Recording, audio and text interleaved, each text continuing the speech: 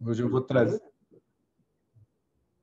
hoje eu vou trazer uma mensagem em cima de um texto de 1 Pedro, capítulo 2, de 1 a 10.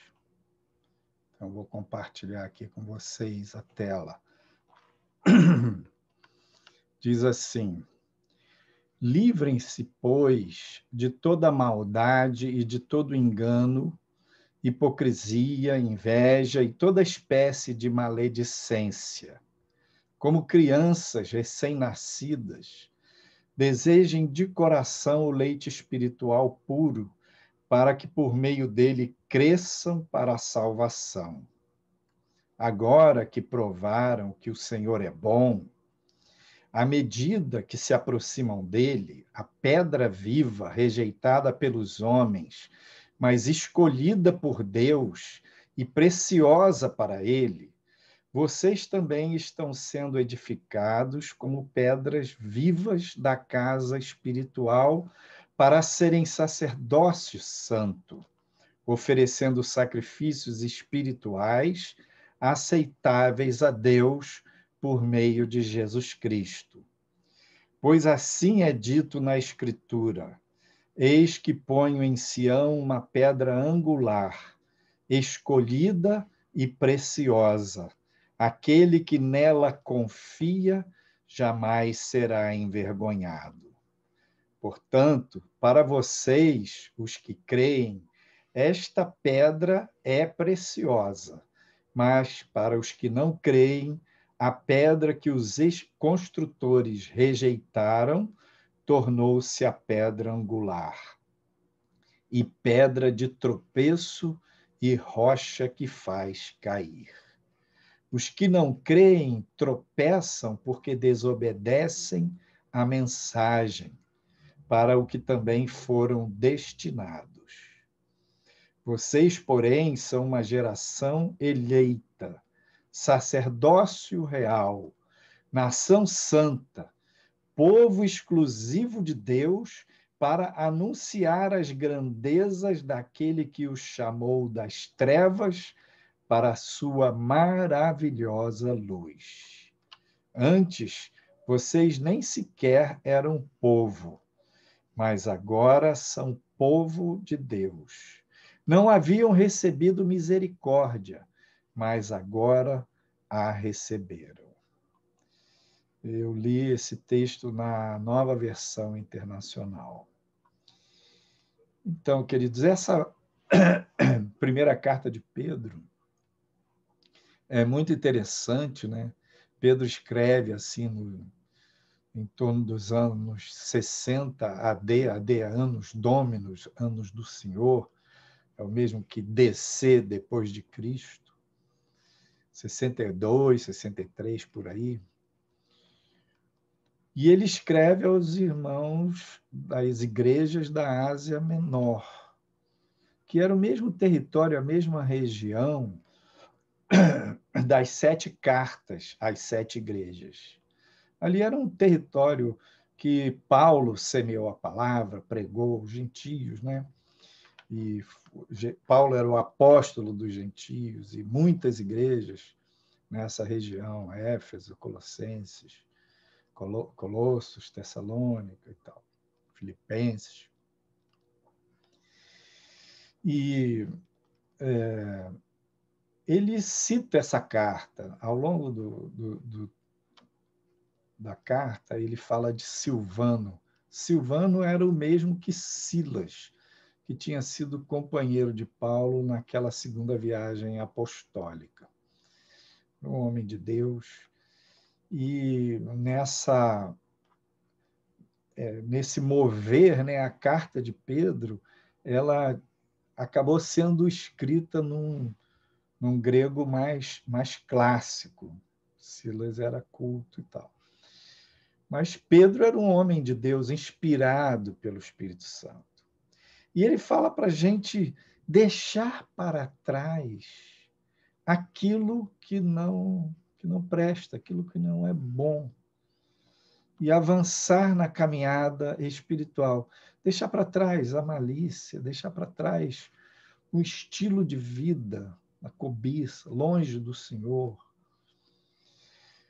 E como filhos, como novamente nascidos de Deus, a gente desejar o alimento espiritual, o leite espiritual, desejar a nutrição de Deus.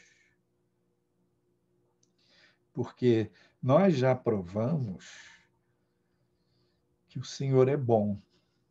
Nós já experimentamos a pessoa dele, a presença dele, o amor dele. Então, quando a gente...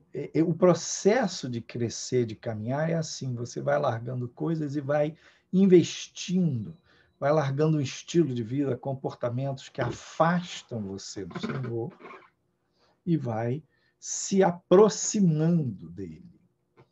E na medida que a gente se aproxima de Jesus, a gente vai descobrindo que ele é a pedra viva, ele é a rocha eterna. É a pedra viva que foi rejeitada pelos homens, mas escolhida por Deus e preciosa para Deus. E ainda assim, hoje, Jesus, ocorre isso. Jesus, ele ainda é essa rocha eterna, que é a pedra viva de Deus, a revelação de Deus para o homem, e, ao mesmo tempo, é uma pedra de escândalo. Ele é a pedra angular, a pedra de esquina e rocha de tropeço ou de escândalo. Na pessoa de Jesus existe esse paradoxo, porque ele é a verdade e ele é a luz de Deus para a humanidade. Então, quando os homens rejeitam a Cristo, mostra que eles estão na escuridão. Diz assim no verso 7: portanto, para vocês, os que creem, esta pedra é preciosa, mas para os que não creem, a pedra que os construtores rejeitaram tornou-se a pedra angular, a pedra de esquina, pedra de tropeço e rocha de escândalo, rocha que faz cair. Os que não creem tropeçam porque desobedecem à mensagem para o que também foram destinados. Então, na pessoa de Jesus está essa contradição. Ele veio para salvar, ele veio por amor, ele veio por misericórdia, ele veio para dar a sua vida para perdão dos nossos pecados, mas, por outro lado, como a verdade, ele é o sabão do lavandeiro, como diz Malaquias, ele expõe o engano, ele expõe a mentira, ele é a luz deste mundo, ele é a verdade. Então, ele denuncia o mal, denuncia o pecado.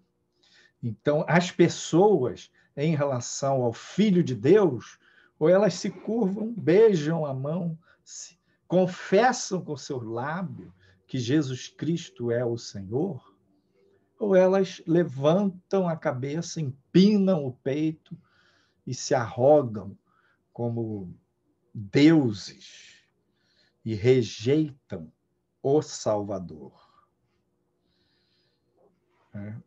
Mas nós que aceitamos a Cristo como pedras vivas, nós somos edificados. Então, quando você recebe a Cristo, você se conecta com Ele e você participa da natureza de Deus e você se torna uma pedra viva. Você é edificado casa espiritual de Deus. Você passa a ser morada do Altíssimo. Você passa a ser morada de Deus, morada do Eterno, onde Ele habita. Pensa nisso. Você é templo do Espírito Santo. Deus habita no meio do seu povo. Ele habita no seu coração. Ele habita na sua vida. Então, Cristo, a rocha eterna, fez morada em você, ele é a pedra viva, e você, ligado a ele, se torna pedra viva também. E aí é interessante porque a sua pessoa única, você é um templo de Deus, onde Deus mora. E, ao mesmo tempo, você, como parte do corpo de Cristo, do povo de Deus, você se torna um tijolo desse templo, dessa catedral gigante que é o corpo de Cristo, dessa morada da plenitude de Deus. Então, como indivíduo, você é templo. Como tijolo, você faz parte desta mega catedral, a Igreja de Deus. E um tijolo sozinho não é uma catedral. Então, a gente imagina assim, a importância, simbolicamente falando, de estar na comunhão do corpo de Cristo. A pessoa diz, não, mas eu sei que Jesus é o Salvador e ele perdoa meus pecados, eu sei que ele me salva. Mas eu não preciso de igreja, eu não preciso estar em comunhão com os irmãos. Então, essa é uma expressão do cristianismo pobre, é uma expressão fraca, que a pessoa que vive esse estilo, essa proposta, ela não cresce. O nível de crescimento é limitado. Por quê? É na interação com os irmãos, uns com os outros, como eu falei aqui nas mensagens anteriores, de espelho, no relacionamento, no feedback que você recebe e dá, é que você caminha. E Pedro diz, vocês, porém, são geração eleita. Pensa nisso. Você faz parte de uma geração eleita por Deus. Sacerdócio real. Nação santa. Povo exclusivo de Deus. Então, o Senhor nos chamou para integrar essa comunhão com Cristo, para sermos pedras vivas do templo, da catedral eterna, da habitação sublime do Altíssimo. O Senhor nos chamou para sermos um reino de sacerdotes, uma nação santa, um povo exclusivo de Deus. E para que Deus nos chamou assim? Para que a gente anuncie as grandezas daquele que nos chamou das trevas para a sua maravilhosa luz. Então, vou ler de novo esse versículo. Vocês, porém, são geração eleita, sacerdócio real, nação santa, povo exclusivo de Deus, para anunciar as grandezas daquele que os chamou das trevas para a sua maravilhosa luz. Então, ao chamar você, ao separar você, ao eleger você, o Senhor tinha o propósito de habitar em você, fazer de você um templo. Tinha o propósito de tornar você parte do povo exclusivo de Deus, parte da nação santa, parte dessa catedral gigante do corpo de Cristo, para você anunciar as grandezas de Deus. Porque antes nós não éramos povo. Por que Pedro diz para esses, né, que foram o alvo da mensagem da carta, que eles não eram povo? Porque eles não tinham um país, porque eles não tinham um idioma? Não. Antes eles não eram povo de Deus, porque antes eles eram gentios, né? Havia uma aliança de Deus com Abraão e com a descendência de Abraão, com o povo de Israel, Abraão, Isaque e Jacó, Israel, as 12 tribos, e que ali Deus deu a base, né? Os profetas, os oráculos, a Bíblia, as mensagens. Ali Deus preparou, a partir daquele povo, a humanidade, para vir o Salvador, Jesus Cristo, Jesus de Nazaré, o Filho de Deus, o Filho de Maria. Ele era judeu, ele estava integrado com o povo judeu, ele veio para os seus, para ser o Messias, o Salvador. Mas os seus não o receberam, porque isso estava dentro do propósito de Deus. Os judeus ficaram cegos naquele momento. Apegaram-se à questão de poder, as lideranças judaicas, apegaram à questão de status, e não viram em Jesus o homem simples. O Jesus de Nazaré, eles não viram o Messias. Eles apegaram-se àquelas profecias que falava do filho de Davi reinando em toda a terra. E Deus, por que estava dentro do propósito de Deus isso? Porque ao rejeitarem o Salvador, os judeus, então Cristo morreu por toda a humanidade para se tornar o Salvador de toda a humanidade. No começo da igreja, a igreja apostólica, ela era toda formada por judeus. Mas depois, Paulo se converteu e tornou-se um apóstolo dos gentios. E ele foi pregando para todo mundo do Império Romano.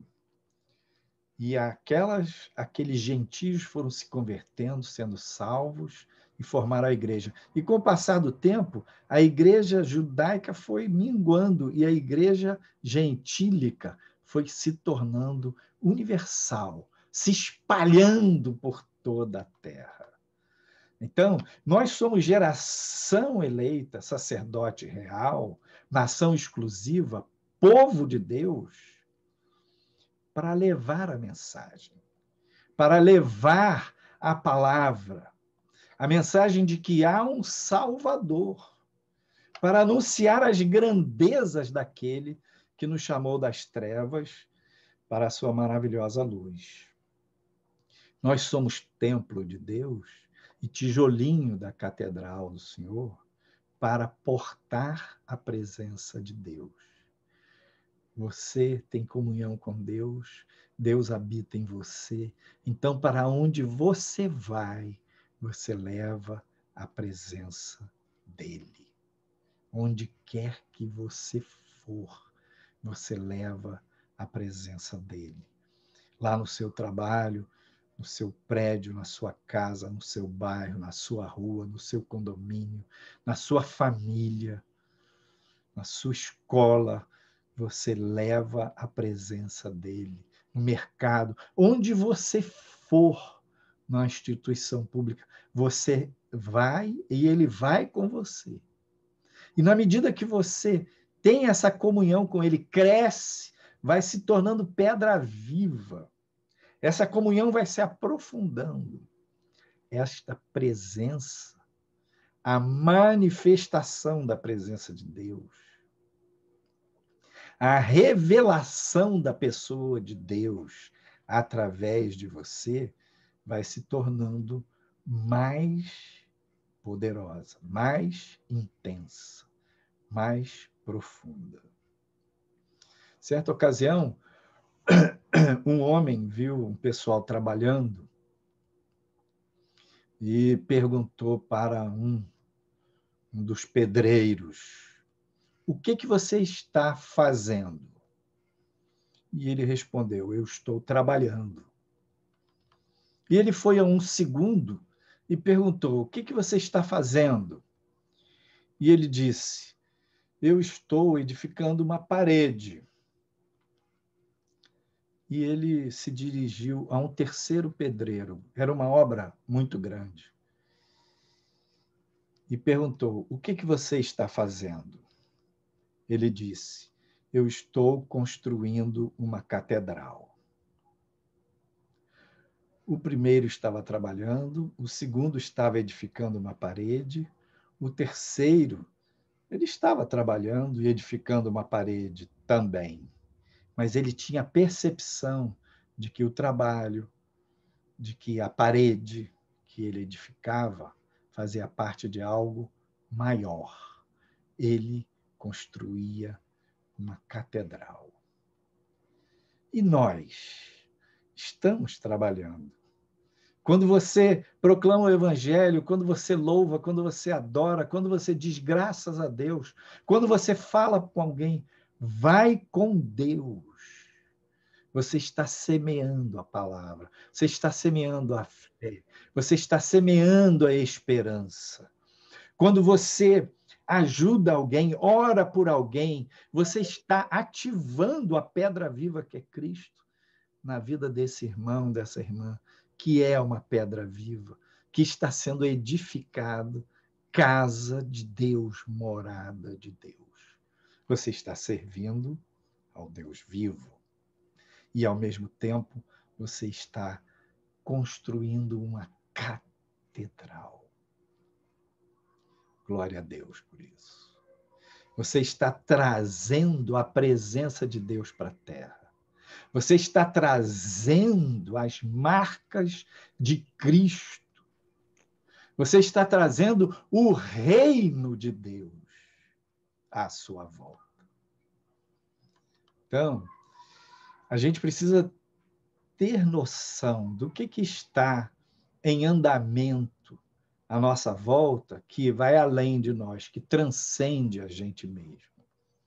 O que está acontecendo neste mundo, atualmente, que vai além das pessoas, dos indivíduos, que também faz parte de um mega projeto, que é o projeto do globalismo.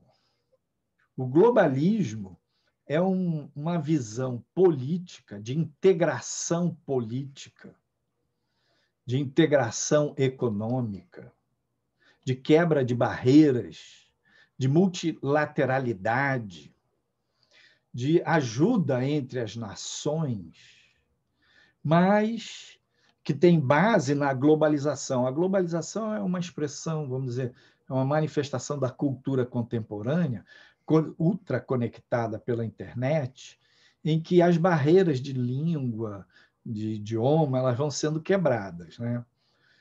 Lá em Gênesis, no capítulo 6, o povo do pós-dilúvio se uniu em Babel e começou a construir uma torre. E Deus desceu e disse, agora que esse povo fala uma língua só, está unido e estão construindo essa torre, para eles não vai ter limite. Então, ali eles tinham um projeto de dominar toda a terra. E Deus desceu e confundiu as línguas deles. E por conta dessa confusão das línguas, eles se espalharam, cada um com a sua nova língua, se uniu com aqueles que ele entendia e que os entendiam. Então, as nações se dividiram. Agora, com a globalização, com a internet, essa barreira dos idiomas caiu. Qualquer jovem do Brasil pode conversar com outro jovem da Rússia, da Ucrânia, da Eslovênia, da Suécia, normalmente, porque através da internet. Então, essa globalização ela está unindo o mundo. Mas o globalismo é algo das elites mundiais com um objetivo político, com o objetivo de unir todos os países numa economia só, num comando político só. E este é um propósito não só das elites políticas, mas é um propósito também das elites empresariais. Os multibilionários, os homens mais ricos do mundo, estão rezando nesta cartilha do globalismo. Os multibilionários das big techs, quer dizer, os donos do Google, do Facebook, do Instagram, da Amazon, do YouTube, a turma das big techs, todas rezando nessa cartilha do globalismo. Pensam, só tem um jeito para a humanidade viver bem, é unindo e todo mundo numa regra só, em leis multilaterais e tendo um comando central. Então, o que está em andamento no mundo tem alguns reveses, alguns contrafluxos aí, mas, no geral, o andamento é no sentido de tornar as nações uma coisa só. Então, há toda uma linguagem de desqualificação do nacionalismo, de desvalorização do patriotismo, do amor à bandeira, da história do país. Então, em determinados países já estão havendo assim quebra de estátuas, desprezo pelo passado da própria história daquele país, em nome do novo, em nome de quebrar preconceitos, essas coisas todas. No fundo, é todo um processo de internacionalização das questões humanas e favorecer o domínio das big techs e favorecer o domínio político global. Agora, o que está acontecendo no Brasil? O Brasil ele está andando na contramão disso. No Brasil está havendo um crescente nacionalismo. Outro dia eu vim andando no consultório e passei, era já de noitinha assim, tinha sentado na beira da calçada um homem, desses homens quase miseráveis, né? Miseráveis, mas ele era um miserável um pouquinho mais organizado. Ele tinha uma carroça dessas de burro sem rabo, né? Aquela carroça com duas rodas que o cara puxa. Mas era um fim de dia, ele provavelmente não tinha conseguido muita coisa e estava ali pedindo às pessoas um dinheirinho para comer. E eu fui um pouquinho adiante, voltei, dei um dinheirinho para ele e notei que a carroça dele tinha uma bandeira do Brasil. E ele estava falando, as pessoas ficam falando de mim porque com bandeira do Brasil, eu sou brasileiro. Ele não estava com aquela bandeira por uma questão de política.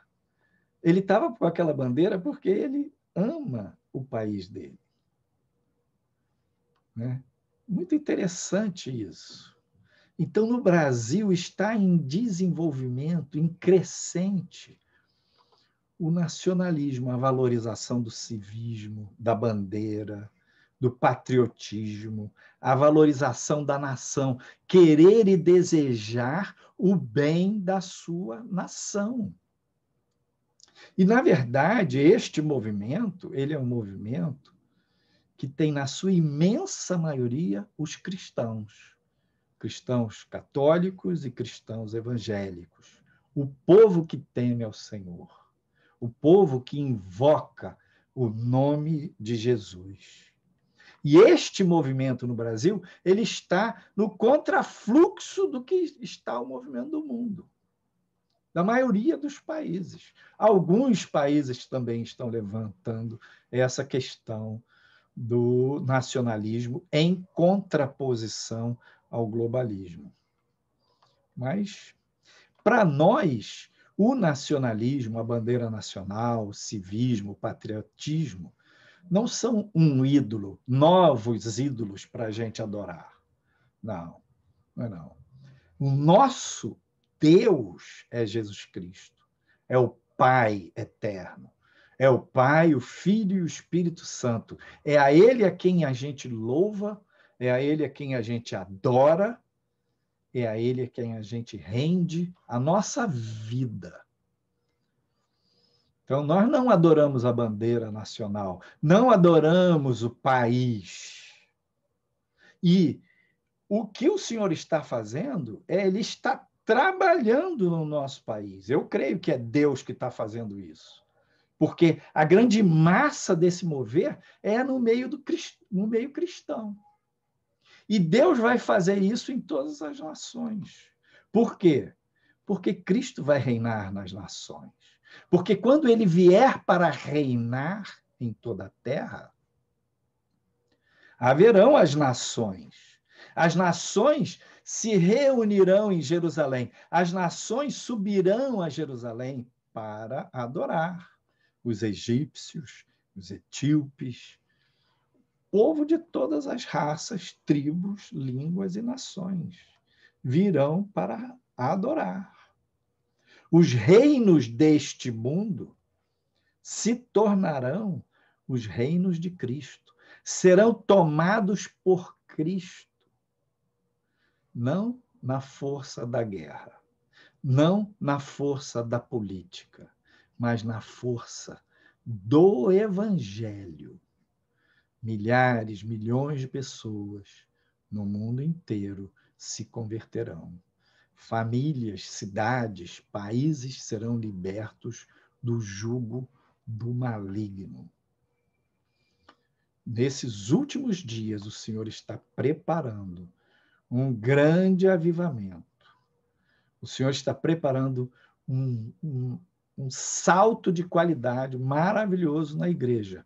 Às vezes você fica olhando para a igreja com os seus problemas, com as suas tribulações, com as suas dificuldades, e enfatizando só as misérias da igreja, e você não enxerga o mover de Deus, que está além disso. Ah, pastor, mas a igreja tem muitas misérias. É verdade. E isso é o que o inimigo quer enfatizar. Mas há uma obra de Deus no coração do homem, no povo. Há uma obra de perdão de pecados, há uma obra de salvação, há uma obra de edificação. Homens e mulheres de Deus estão buscando o Senhor pela noite, pela madrugada, de dia e de noite, nas favelas, nas comunidades pobres, no interior, e clamando, dizendo: Senhor, só Tu és Deus, salva a nossa nação. Eu gostaria de compartilhar com vocês um vídeo.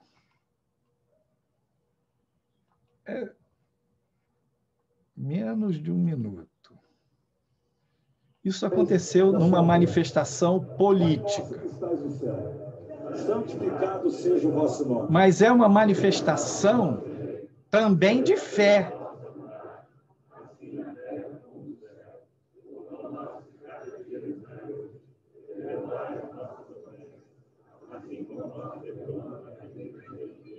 Não nos deixeis cair em tentação. Você já pensou, você imaginou, tinha imaginado alguma vez os gramados de Brasília tomados por centenas, milhares, centenas de milhares, com as mãos para cima dizendo: Pai nosso que estás nos céus? Pois isso aconteceu esses dias. Pai nosso que estás nos céus, santificado seja o teu nome. Venha até aqui na terra, venha até aqui no Brasil o teu reino. Seja feita a tua vontade aqui em Niterói, no Rio, São Gonçalo, Estado do Rio, Brasil, seja feita a tua vontade. Então, quando você se liga a Cristo, quando você percebe que Cristo é a pedra viva, foi rejeitada pelos homens, mas para Deus é preciosa e eleita, e você faz parte disso. Você faz parte desse trabalho, dessa edificação e dessa catedral. Você faz parte desse reino. E diz lá em Apocalipse, capítulo 5, 9 e 10, e eles cantavam um cântico novo. Tu és digno de receber o livro e de abrir os seus selos, pois foste morto e com teu sangue compraste para Deus homens de toda tribo, língua, povo e nação. Tu os constituíste reino e sacerdotes para o nosso Deus, e eles reinarão sobre a terra. Cristo, que é a rocha eterna, está se espalhando e vai se espalhar sobre toda a terra. E homens de todas as tribos, línguas, povos e nações virão para adorá-lo. Vão adorá-lo. Eu já tive a oportunidade de ir a cultos em lugares, em países diferentes, em idiomas diferentes. Mas a palavra amém e aleluia, essas duas palavras bíblicas, elas não têm tradução e elas são ditas em todas as línguas. Quando você vai num culto, numa igreja de um idioma que você não conhece, mas se ali está a presença do Senhor, você sente a presença do Senhor fluindo ali. Você sente que aquele é povo de Deus. Então, tem uma internacionalização espiritual do reino. Tem um idioma espiritual eterno que transcende as nações, as culturas próprias de cada povo e que unem todos os povos num amor sublime, supremo ao nosso Senhor e Salvador, Jesus Cristo. Todos os povos se unirão e virão adorar o Senhor. E esses povos estão se tornando pedras vivas, sacerdócio, reino. E é isso que está em andamento em toda a terra. O Senhor reinará em toda a terra. E Ele está chamando você para largar o leitinho. Ele está chamando você para entrar fundo nesse sacerdócio. Ele está chamando você para entrar fundo na edificação dessa mega catedral. Buscar o alimento sólido. Deixar de ser menino e fazer parte do seu reino. Deus abençoe a sua vida e Ele encha você de graça. Amém. A paz do Senhor.